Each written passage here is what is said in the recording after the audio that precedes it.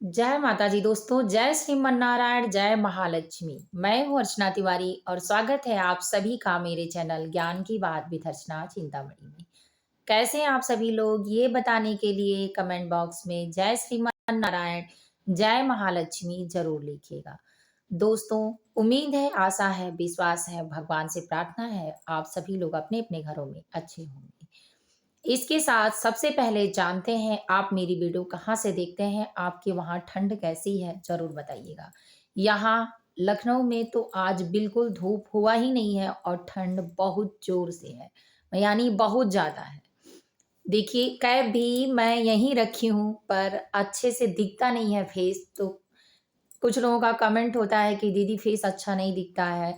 Cap तो इसीलिए cap को हटा दी हूँ, अभी वीडियो बनाने के बाद ही कैप को लगाऊंगी।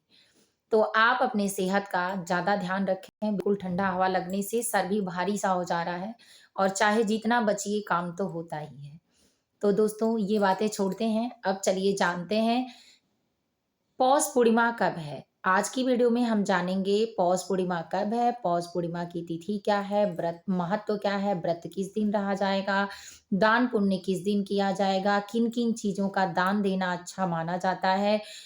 पौष पूर्णिमा हिंदू महीने से किस महीने में आता है, यानी हिंदी के महीने से कैलेंडर से किस महीने में आता है, क्या होता है महत्व, क्या अच्छा होता है, क्या करना होता है, पूजा की विधि कैसे होती है।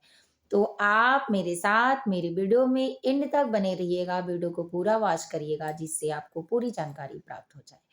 पौष पूर्णिमा की माता लक्ष्मी की अचूक सरल यानी बेहद आसान कृपा प्राप्त करने के लिए अपने घर में सुख समृद्धि बनाए रखने के लिए किन किन उपायों को जरूर करना चाहिए और सुहागिन महिलाओं को किन किन बातों का ध्यान देना चाहिए।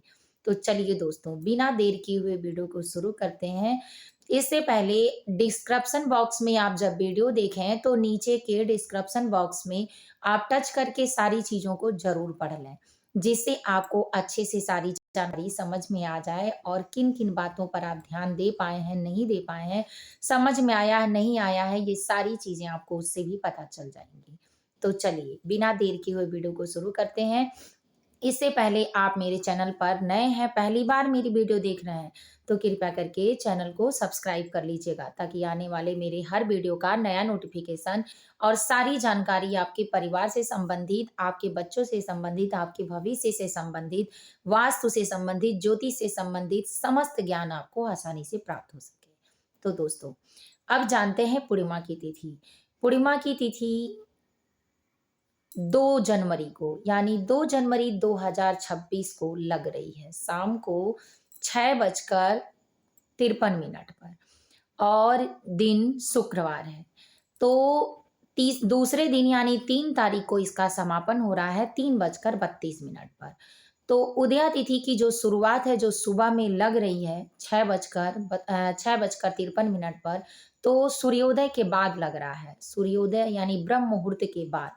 तो इसलिए सारी बातों को आप अच्छे से समझेंगे तो आपको हर व्रत में समझ में आएगा कि कौन सा व्रत रहना चाहिए, नहीं रहना चाहिए, कैसे। आप अनेक वीडियो देखेंगे लेकिन कुछ चीजें ऐसी भी होती हैं जो सटीक होती हैं और उसकी समझदारी जरूरी होती है, उसकी सही जानकारी जरूरी होती है। तिथि आप समझें ना समझें, लेकिन टाइम समझ लेंगे तो हर व्रत कौन सा अच्छा है, कौन सा बुरा है, कौन करना चाहिए, नहीं करना चाहिए, आसानी से जान लेंगे। तो जो व्रत ब्रह्म मुहूर्त से शुरू होता है और सूर्योदय में शुरू होता है, उसी व्रत को सनातन धर्म संस्कृति में किया जाता है। जो व्रत ब्रह्म मुहूर्त को छोड़कर आगे या पीछे होता है, उस व्रत को नहीं किया जाता, उसके दूसरे दिन वाले तिथि में किया जाता है। तो ये तिथि की शुरुआत 6:32 पर हो रही है, इसका मतलब ब्रह्म मुहूर्त निकल चुका है, तो उस दिन हम व्रत नहीं रहेंगे। दूसरे दिन 3 जनवरी दिन शनिवार को 2026, दूसरे दिन मुहूर्त पूरा सुबह से यानी ब्रह्म मुहूर्त से होकर शाम को चंद्रोदय समय तक 3:32 तक रह रहा है। तो उसमें व्रत यानी पौष पूर्णिमा का दान पुण्य, व्रत उपवास, पूजा पाठ, श्री सत्यनारायण व्रत कथा इत्यादि सारी चीजों को करने के लिए 3 तारीख सबसे उत्तम तिथि, यानी 3 जनवरी 2026 दिन शनिवार। तो उम्मीद है कि सारी बातें आपको समझ में आ गई होंगी। अब चलिए जानते हैं कि पूर्णिमा, पौष पूर्णिमा का महत्व क्या है? तो दोस्तों, पौष पूर्णिमा को गंगा नदी में स्नान करने से समस्त पाप धुल जाते हैं, शास्त्र कहता है। दूसरा, पौष पूर्णिमा हिंदी महीने से 10वें महीने में आता है। तीसरा, पौष पूर्णिमा को दान देने से जीवन में सुख समृद्धि आती है, आध्यात्मिक उन्नति होती है और इसके साथ आपके मन को शांति मिलती है और आप उज्जवल भविष्य की तरफ बढ़ते हैं। अब चलिए जानते हैं कि पौष पूर्णिमा की तिथि यानी क्या-क्या उस दिन करना ज़्यादा अच्छा होता है। पूजा की विधि क्या है? तो सुबह गंगा नदी में स्नान करना ज़्यादा अच्छा माना जाता है। अगर आप नहीं कर पाते हैं, जैसे माघ मेला भी लगा हुआ है अभी ट्रेंडिंग में और उस समय गंगा नदी में स्नान करना बेहद अच्छा माना जाता है। 144 वर्षों के बाद यह कुंभ माघ मेला की तरह है, माघ मेला ही कि जिसमें आप अपने स्नान को कर कर समस्त पापों को छोड़ सकते हैं, लेकिन गंगा में याद रखिए कि वही पाप धुलता है जिसको दोहराया नहीं जाता है। दोस्तों, कुछ बातें कड़वी होती हैं पर सत्य होती हैं। तो शास्त्र के नियम के हिसाब से, गीता के हिसाब से या गंगा ज्ञान के हिसाब से जो चीजें सत्य है उस पे मानना और उस पे काम करना ज्यादा अच्छा होता है। तो इसलिए पवित्र नदी में स्नान करना सुबह ब्रह्म मुहूर्त में नहीं आप जा पाते हैं, ठंडी का मौसम है, बड़े-बुजुर्ग हैं, बच्चे हैं या आप हैं, परिवार से हैं, नौकरी करना है या अन्य पेशे से पेशेवर हैं, तो सारी चीज़ों को आपको करना, आप नहीं जा सकते स्नान करने, तो आप गंगा जल को किसी खाली पात्र में डालकर स्नान करें। उसके बाद स्वच्छ साफ वस्त्र पहनें, लाल और पीले रंग का वस्त्र आपके लिए ज़्यादा उत्तम रहेगा, चाहे आप किसी भी राशि के हों। इस तरह से अपने घर पूजा घर के मंदिर में भगवान विष्णु, माता लक्ष्मी की प्रतिमा स्थापित करके धूप दीप दिखाकर, जलाकर नैवेद्य यानी भोग लगाने की जो चीज़ें ऋतु फल के साथ मीठा मिष्ठान हो, वो रख सकते हैं। दूध से बनी चीज़ों को रख सकते हैं, मेवा, मिठाई इत्यादि जो चीज़ें आपके पास हों, सारी चीज़ों को भगवान को आप अर्पित कर सकते हैं। नहीं है तो 1 चम्मच गुड़ और चीनी, शक्कर से भी चल जाएगा। मन का भाव और मन की श्रद्धा के योग्य ही दान करना चाहिए और मन के योग्य और श्रद्धा के अनुसार ही भोग भी अर्पित करना चाहिए। क्योंकि जो आपके पास है उसी में आपकी श्रद्धा परफेक्ट होनी चाहिए भगवान के प्रति। तो आप इस तरह से चढ़ाकर भगवान विष्णु, माता लक्ष्मी की विशेष तरीके से पूजा, अर्चना, आराधना, आरती करें। इस दिन आपको सत्यनारायण व्रत कथा अगर सुननी मतलब किसी-किसी के घर नहीं होता है, लेकिन जिसके वहाँ होता है या करना होता है तो ज़रूर करना चाहिए। सत्यनारायण व्रत कथा करने के लिए समस्त विधि मेरे चैनल पे उपलब्ध है, वहाँ आप चेकआउट करके सारी जानकारी प्राप्त कर सकते हैं। सत्यनारायण व्रत कथा इसलिए किया जाता है कि आपका मनोरथ पूर्ण हो, समस्त पापों का नाश हो सके, आपकी मनोकामना की पूर्ति हो, आपके घर में माता लक्ष्मी, भगवान विष्णु की कृपा बने और समस्त देवी-देवताओं का आशीर्वाद आपके घर पर, आपके परिवार पर, आप पर बनी रहे। तो इस तरह से आप पूर्णिमा के दिन विशेष पूजा पाठ करें। चलिए जानते हैं कि दान में ये 6 चीज़ें दान देने से किन-किन फलों की प्राप्ति होती है, क्या-क्या आपका अच्छा हो जाता है और दान का महत्व क्या होता है।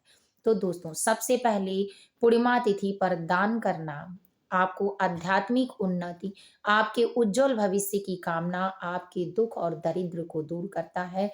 अमीरी जिसको कहते हैं या ये कह लीजिए कि रिच होना, आप जल्दी होते हैं।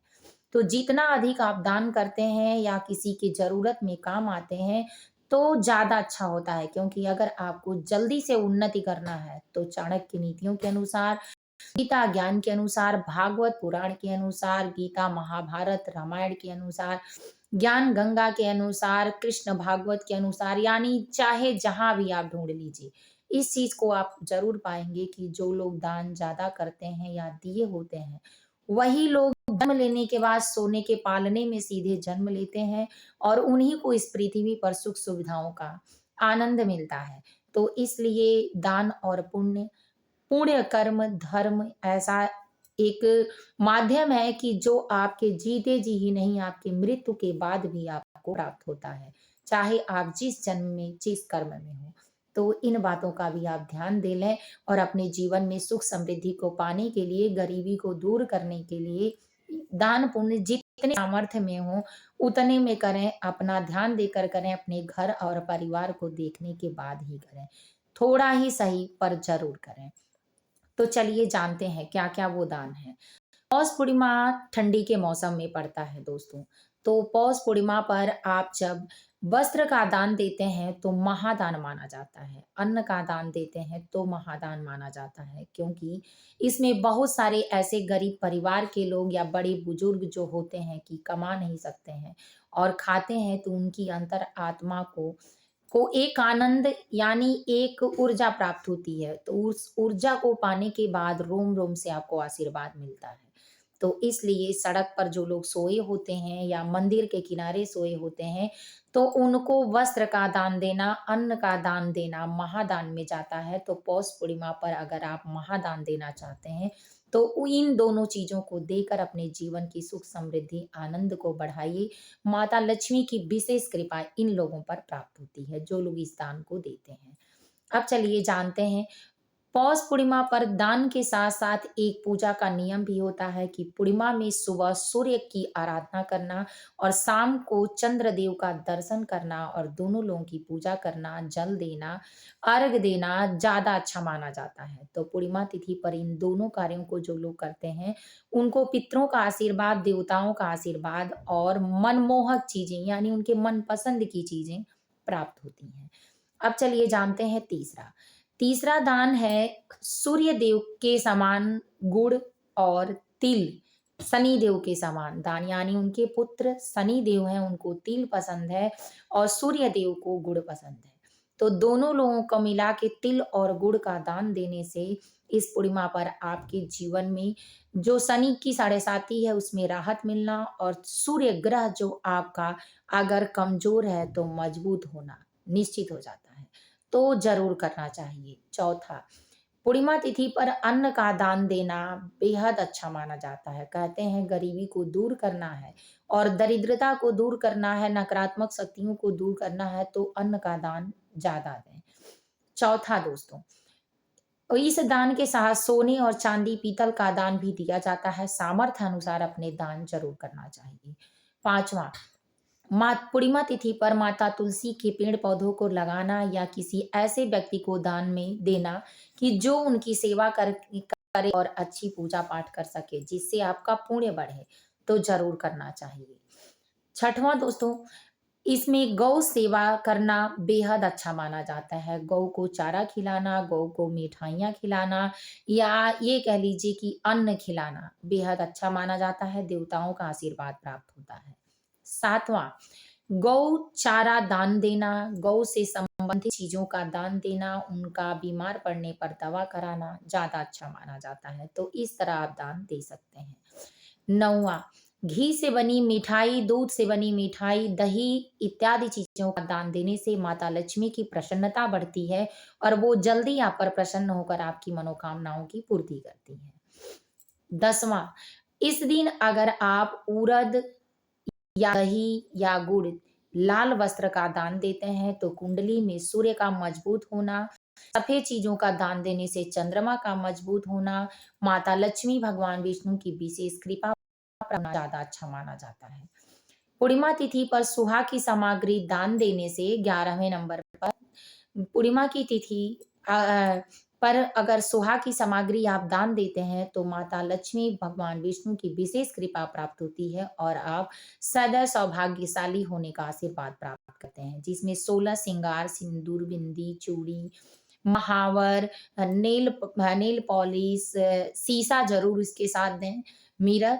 तो ये सारी चीज़ें जो 16 श्रृंगार की सामग्री होती हैं, मेहंदी होता है, तो ये चीज़ों का दान देना ज़्यादा अच्छा माना जाता है, सुहाग की वृद्धि के लिए, लंबी उम्र के लिए और सदा सौभाग्यशाली बने रहने के लिए। 11वां, इस दिन सुपारी, इलायची, लवंग, तेज पत्ता का दान देने से कभी भी सुहागिन महिलाएँ विधवा योग में मरती नहीं हैं।